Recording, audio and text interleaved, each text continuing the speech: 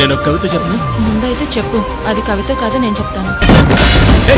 మనం ఎవరినైనా కార్తో గుద్దేశామా? కిలోమీటర్ దూరంలో బండి ఎక్కడన్నా ఆపేవా ఏంటి? సార్ ఇక్కడ మన నల్లడవిలో ఒక బండి చూశాను. ఇక్కడ దెయ్యం ఉందని చెప్పారు కదా, అది ఎక్కడుంది? తలుపు తీయలేదు, నువ్వు లోపలికి వెళ్ళవచ్చు. ప్రతి చోట దేవుడు ఉంటారని చెప్తుంటారు, మరి దెయ్యం ఉందని చెప్తున్నావు?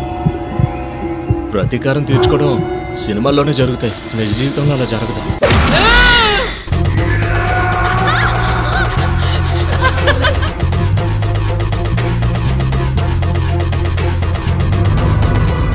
వేరే ఎవరొచ్చి ఉంటారంటావు? నేనే సార్ని పిలిచాను. తప్పించుకుని పారిపోదాం అనుకుంటున్నారా?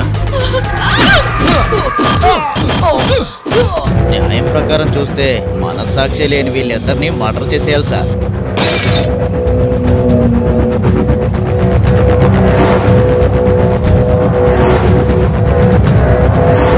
రూపాయి కట్టకపోయినా వీళ్ళకి కార్లు ఇస్తున్నారు చూడు, ఆ కారు కంపెనీ వాళ్ళు, దానికి ఫైనాన్స్ చేసే బ్యాంక్ వాళ్ళు ఉన్నారు కదా, వాళ్ళని చెప్పుతో కొట్టాలి.